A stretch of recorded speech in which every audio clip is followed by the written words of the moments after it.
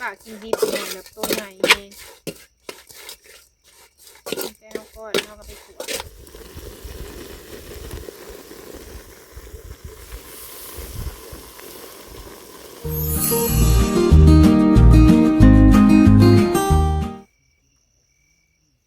โดยกะสบายดีสวัสดีเด้อพ่อแม่พี่น้องเบิดสุขุสุขคนเด้อมาพบพ่อกับน้องลาตีพี่น้องพบพ่อมายามบรรยากาศตอนกลางคืนพี่น้องเฮาสิมาเฮ็ดอยู่เฮ็ดกินเนาะมากินข้าวอยู่ที่ดินอยู่กระตู่ไปเลยพี่น้องมื้อนี้กันเนาะมากับพอดีว่าสิมาเฮ็ดกินอยู่พี่เลย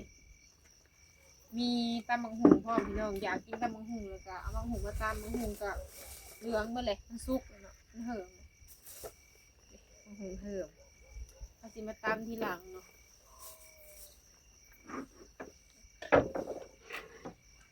เดี๋ยวอย่างแรกก็สิมาล้างกุ้งก่อนพี่น้อง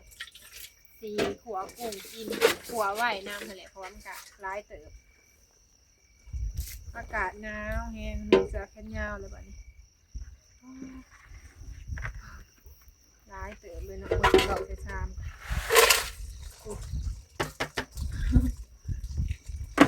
เบิดเสียดายเนี่ยเก็บกระปูออกก่อนนะพี่น้องกระปูก็ร้ายอยู่ได้ร้ายตัวเติบ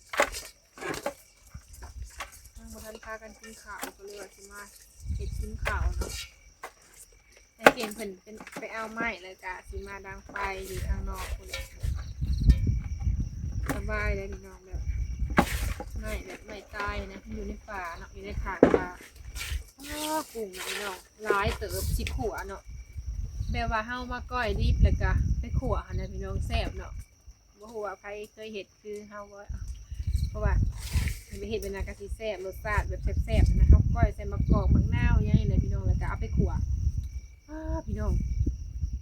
แบบหลายแห้งหั่นนะโอ้มีแต่กุ้งตัวใหญ่ๆเลยสะออนแห้งอยู่เฮาสิมาล้างก่อนล้างอีกเนาะอย่างบ่สะอาด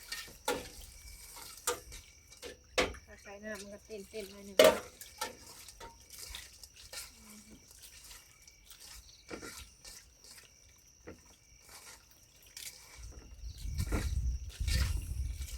กุ้งซอย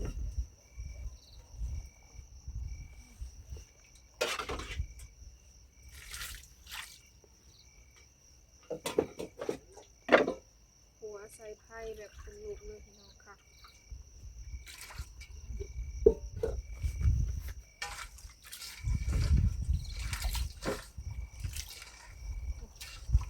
ล้างแล้วเลยกันสะอาดเพิ่นยังไปเอาไม้อีกเนาะไม้บ่พอจ้ะเอาไม้มาดังไฟมากินข้าวแบบธรรมชาตินี่แหละพี่น้องมาแล้วก็ขั่วถ้าป้าไว้แบบมันยาวมันอันนั้นแล้วแหละบ่แซ่บเนาะเขาต้องขั่วตอนนี้เลยมันเป็นแบบว่ากุ้งสดนะพอได้ขั่วอยู่พี่น้องอะไร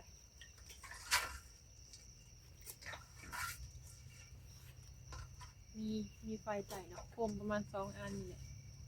มือได้กระเป๋ามาบริใต้เขาบริสาขอนโคม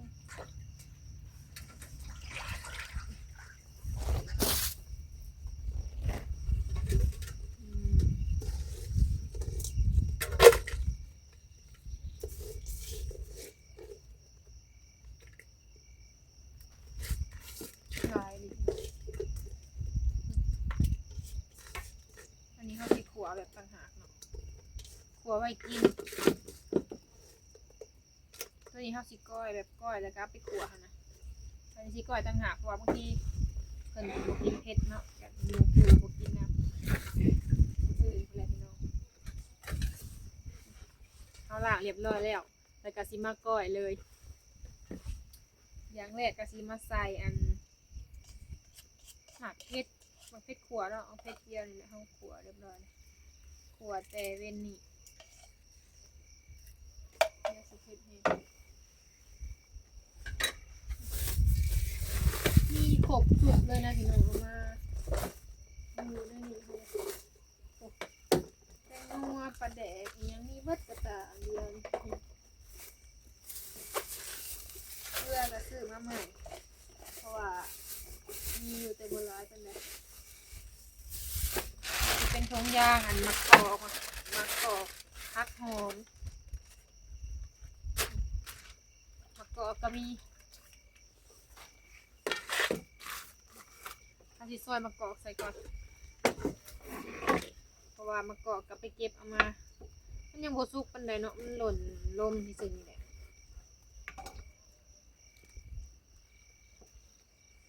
แซ่บพี่น้องเห็นเพิ่นเม่นว่าก้อยใส่มะกอกหรือว่าตำแจ่วมะกอกอย่างนี้แหละเนาะก็แซ่บพี่น้องมันเป็นแบบว่ามะกอกธรรมชาติเนาะแนวสมธรรมชาตินะใส่มะนาวก็ได้ถ้าบ่มีแต่ว่าอันนี้มีอยู่ก็เลยว่าใส่มะกอกเอา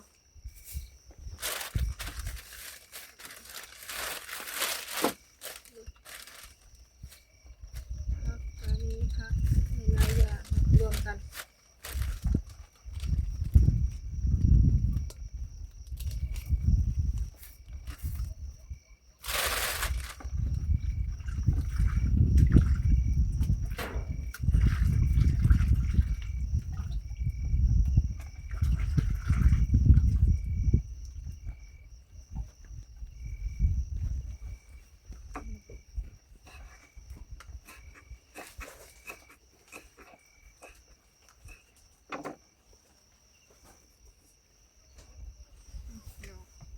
ใส่อันผักหอมแล้วก็ใส่มะกอกแล้วเนาะ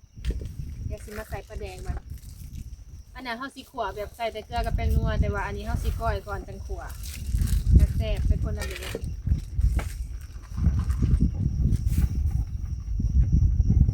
ปลาแดงลงไปหน่อยนึงเดี๋ยวสิเค็ม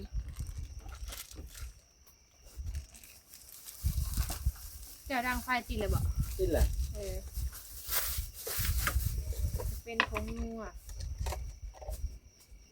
ติดแล้วมีนางเข้มกับจะเสร็จ จีนังเค็ม มีนางเข้มพร้อมได้นังเค็มก็มีนะวันนี้นะเดี๋ยวมาเลยจิมาคนเข้ากันเพื่อความนัวนี่กับเป็นหนึ่งแต่ว่าโอเคเป็นอะไรให้ไปขูดเนาะโอกาสกินดิบเนี่ยแบบตัวใหญ่เองแต่เราก็ไปขวดสีสัน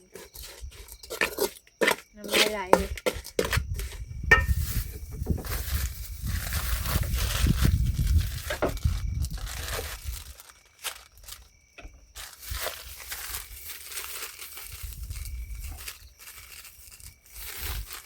เดี๋ยวเค็มพอกัน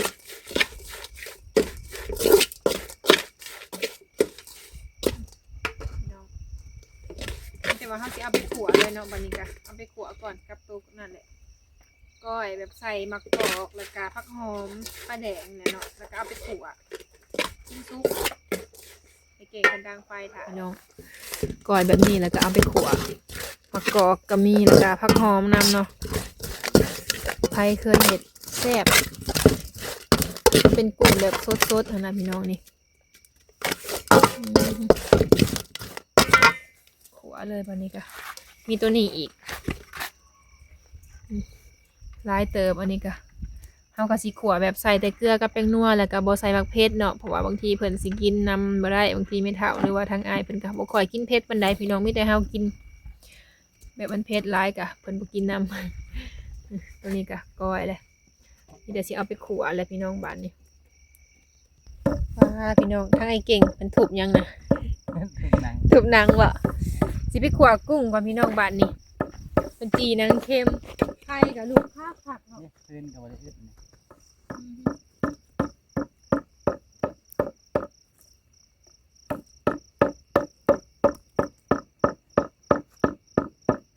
เขาใส่ทางไหนบนหลวงนกถอยออกก็ได้มันหลายเกินหลายคนเนาะไปแห้งลูกเสือมายันมันไปเอาไม้อยู่ป่าคนละพี่น้องมาดังอยู่ใกล้ป่ากับสบายนี่ใหม่ในแคมป์ป่าหลายได้บ่เอามาขัวบนนี้ก็ได้แห้งพวกเนาะไทยก็ได้พอดีนอนเลยยาจูไว้เนาะ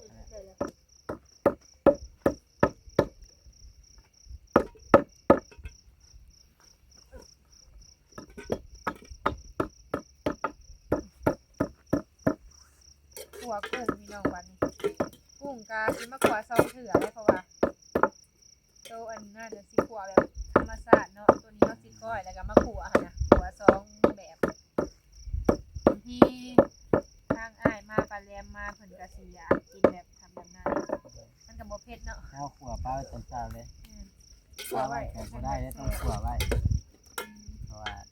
ถ้าบ่มีแนวใส่ไว้เลย เดี๋ยวมันแบบตายแล้วบ่แซ่บเนาะ มาลงต่ำเพิ่นบ่ โอ้พอดี ปาดเด้อ ขัว เนาะ กุ้งพี่น้องมาเบิ่งเอาแบบสุกๆหน่อยหนึงเนาะ ปาดเด้อคักอีหลี ขัวกุ้งแบบก้อย ก้อยแล้วก็เอามาขัว ตาครถมึงด้วย แบบนี้เลยจังแซ่บนี่พี่น้องตัว ลายดีเนาะ ใหญ่ ยังอยู่บ่นี่ ๆยังอยู่ ปาดตัวลายดี ถ้าสิขัวแบบใส่แต่เกลือกับเป็นนัวที่ซื่อตัวนะ แซ่บเนาะ แสดงว่าหลายขนาด ลาย ในครัวสองเถื่อ ขัวซองเถื่อบ่พี่น้องลายกว่าเหลือกว่าตอนเช้าอีกเฮ็ดเมนูกุ้งมื้อนี้ กินข้าวแรงพี่น้องเอ้ย ขอจิ้มก่อนนะน้ำแห้งเลย พอดีบ่แห้งแล้วจำนี่ แซ่บเนาะ ครัวก็จำนี่นะฮะบ่ได้อ้อน้ำบ่หลายมันได้ มาตักกินพี่น้องไอ้บ้าน ยังอีกครึ่งหนึงบ่ได้ ยัง นี่เนาะ อีกว่าก็หลายแ สอ ซ่ ง บ คน ๆพี่น้อง จำนี่ก็บ่เบิดแล้วสองคน เห็ดเมนูแบบแปลกๆบ่ ไผก็เห็ดแนวนี้เนาะเห็นกะเพิ่นก็แล้วเพิ่นก็เอามาขัวพี่น้องเฮาบ่กล้ากินแล้วก็ ก้อยแบบมันมีผู้ใหญ่ในเด็กน้อยในเพิ่นสิก้อย อืม ให้เด็กน้อยครัวเด็กน้อย แซ่บแฮง อ้าว ตัวแบบเน้นๆเด้มะกอกอะใส่มะกอกลงไปนำเฮาบ่ได้เอาหนวดออกเนาะ ได้ออกก็ได้ ตัวนี้กวบไว้พี่น้องย่านอันมันไปสิไว้ขัวอีกพี่น้องบานนี้แล้วพี่น้องอันนี้ขัวกุ้งเนาะเต็มจาน สองคนที่จำนี่แหละ ขัวไว้ก็มีพี่น้องอันนะเฮาขัวไว้แบบบ่ได้ก้อยเนาะ อืม ข้าว ขวด กะ สะเด็กเกลือเป็นนัวเผ็ดปลาแดก เมื่อเฮือนกะมื้อใดกับเมียมันยุมันยะเนาะเขาว่าสิเอากระโตกมาใส่อยู่พี่น้องกินกะกินแบบนี้ไปก่อนเนาะมาเด้อพี่น้องเด้อก้อยกุ้งขัว ข้าวแรง จ้ะ แบบนี้ มีแต่หมักหุงครับ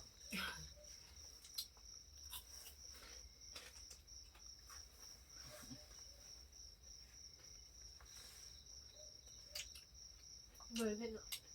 บอก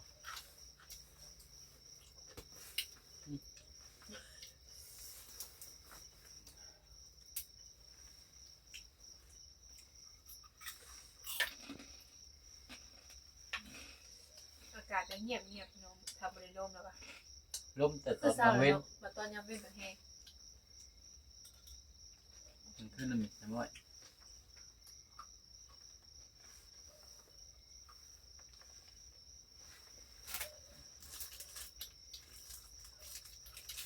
เดี๋ยวหมู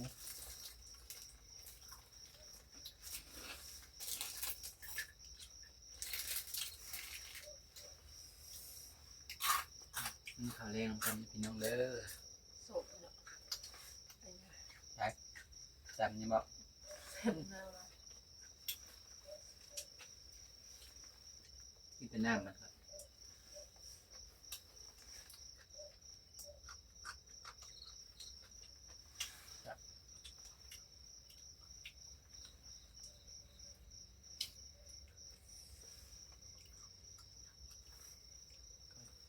ตัวกุ้ง กุ้งใหม่ๆเลยเอาก็เอาขึ้นมา ยังเป็นอยู่ เอาขึ้นมาเลยกินเลย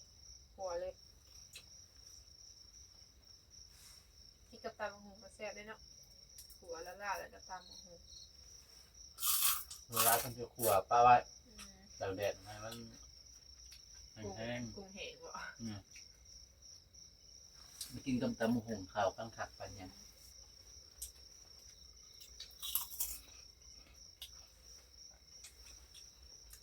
ทางลังกระดังไพ่ไว้ เอาพื้นมาแล้วก็ดังไฟแล้วพี่น้อง มันบริมีลมมีอย่างเงียบสงัดอยู่ จะได้ดังว่า เหี่ยว ใช้แต่ว่าไพ่เป็นหุ่งเต็มมาแล้ว ซอยพายไปเลย นี่หุ่งมาเลยข้างหลังนี่กันสองต้นเป็นสายไพ่ทุเรเซลเขาหันจนฮอดป่า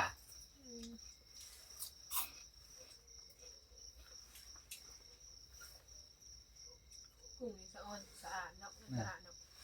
ใส่เอง กุ้งเนี่ยตัวงามงาม น้องแบบคนบริโภคเหมือนนะว่าเลยจ้ะ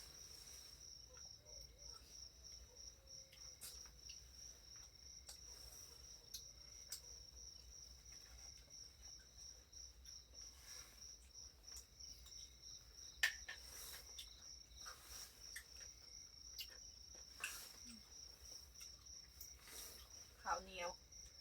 กินกับปลากุ้งพี่น้องแซ่บ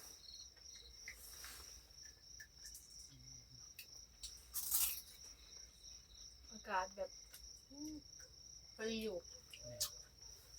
บ่ลมนะพอดีถ้าลมนี่คือสิว่าไอ้ถ่ายคลิป ลมแห้งปวดกับบัวบริงินเสียงผัดไปเบิดอีกอย่างกับพี่น้องแห้งแต่ลมมันเป็นเดินเด้คน ขึ้นย่านอยู่ได้เว้นนี่เพราะว่ามันลมอุกๆมาแล้ว อืม เองไปขุดดินนี่ก็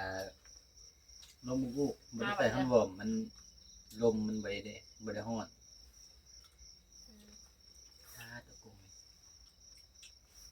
หลายเติบเนาะ อยู่หม้อหลายกันนี่ เหมือน หม้อข้างหลัง กินเนื้อว่าสั่งพี่น้องหลายไปกินตอนเช้ามากินข้าวมันนี่ไปเลยดังไฟไว้อยู่นอกไปเลยทั้งเพื่อนไอ้พามีเป็นกับพี่น้องพาก็เอาดินเขาเนาะเอาดินเขาแล้วก็มีแต่ถาเอาไฟมันบอกถาเอาไฟเป็นน้ำเขาเนาะได้น้ำก็ยังหลายอย่างพี่น้องต้องซื้อได้แมันบอก ซื้อได้ซื้อทอพี่น้องก็หลายแต่กับอดไปเนาะหาไปให้เลยพี่น้องเทอละเล็กละน้อยเอากับบ่แม่นว่าสิแบบถ้าแต่ให้ผู้ใหญ่ซอยเนาะว่าแล้วก็หาไปเองพี่น้องเลยซอยกันได้สำได้ก็เอาสำนั่นเนาะเพิ่นซอยก็ดีใจพี่น้องเพราะว่าเพิ่นก็อีต้นสงสารเนาะแบบว่าเฮากำลังสร้างชีวิตขึ้นมาแบบเพิ่นก็อีต้นนั่นแหละเห็นแล้วก็ความพยายามไผก็ยังบ่ทันลงอยู่พี่น้องเพิ่นว่ามื้อนี่ก็คือสิเงียบๆเนาะมื้อวานนี้ ฟังเบิ่งก็ต้นเติมพุ่นแหละพี่น้องก็สิได้ก็มีน้ำมีไฟแล้วเฮาก็ได้น้ำเข้าต้นเติมแล้วเนาะ นั่นในน้ำพอดีแบบได้ให้น้ำบาดาลใสเลย อันนี้มันก็เป็นเวียกของเฮาเองพี่น้องตัวนี้ก็มีแต่เฮาอันปรับหนาดินเนาะให้เพียงก็ได้น้ำเข้าเพราะว่าเฮาก็จ้างเพิ่นแต่ละขั้นตอนเนาะบ่ได้แบบ ทำเบิดจังเล บ่ ย ได้จ้างเบิดเฮือนพี่น้องถ้าจ้างเบิดเฮือนถ้าผ่านยังบ่มีแนวเฮ็ดเนาะยังบ่ทันว่าสิให้เพิ่นเฮ็ดหยังยังบ่ฮู้หั้นน่ะพี่น้องจ้างไปแต่ละน้อยสำเฮามีหั่นแหละ จังเป็นหยุกเป็นเรื่องกันบ่ไหวแล้วหมุนเงินบ่ทัน จักยามใดเนาะเอื้อยเป็นซอยอิหยังมาเนี่ยเฮาก็ดีใจแหละก็หาเองไปแต่ละมื้อพี่น้องเพื่อสิหาได้เนาะเงินคำก็อันนี้ก็มีแต่ถ้าเพิ่นลงไฟหาอย่างแหละยังเงียบอยู่ บ่วิจิตนี่ดอกนี้เนาะ พังเบิ่งแล้วเพราะว่าเพิ่นก็ยังถามหายเล่งหายนะพี่น้องแบบเพิ่นก็บ่ได้ยากเนาะว่าเลยก็ แบบว่ามันมีหลายคนสิยืนสิลงภายน้ำแหละเพิ่นสิลงให้บัดเดียว นั่นแหละ ในมื้อเดียวนั่นหลายคน หลายคนนี่พี่ก็คนเริ่มมาอยู่แหละหลายหลังเฮือนเลยพี่น้องทั้งลุมผมก็มีเนาะ เนี่ย แต่เพิ่นเพิ่นยังบ่ทันเฮ็ดเฮือนปลุกกระดูกมันยังอยู่เลย มันสิเห็นห้องน้ำมาเฮ็ดตูมอยู่ก่อน โดยก็ตามนั่นแหละพี่น้องเอ้ยมานอนเผาเครื่องเผาของคือเก่าเนาะรับชมบรรยากาศธรรมชาติพี่น้องเฮาก็แบบมักใส่ชีวิตแบบนี้เนาะ บรรยากาศดี ธรรม มานี่ ชา นะ ติแม่นแบบดีพี่น้องแต่ว่าแบบมันก็ลมยังน้อยหนึงก็ธรรมดาแหละเป็นเดินเนาะคนยังบ่ทันปลูกเฮือนเบิดก็สิประมาณนี้แหละ มื้อนี้ก็ ข้าว ถ้าผลเป็นใจ แม่น แต่ว่าบ่มีลมบ่มีหยังต้องพาแสงสว่างดาวเต็มต้องพา ก้อยกุ้งแล้วก็มาคั่วพี่น้องเอ้ยกินข้าวพี่แต่ว่าจังได้กะสิขอจบคลิปก่อนเนาะมากินข้าวให้เบิ่งพี่น้องเอ้ยแล้วก็มาถ่ายบรรยากาศเนาะ ยามแรงๆนี่แหละให้พี่น้องเพิ่ จั น งได้กะสิขอจบคลิปก่อนเนาะ เดี๋ยว ถ้าพบพอคลิปหน้าเด้อโดยจากคลิปนี้ขอลาไปแล้วขอกล่าวคำว่าสบายดี สบายดีเด้อ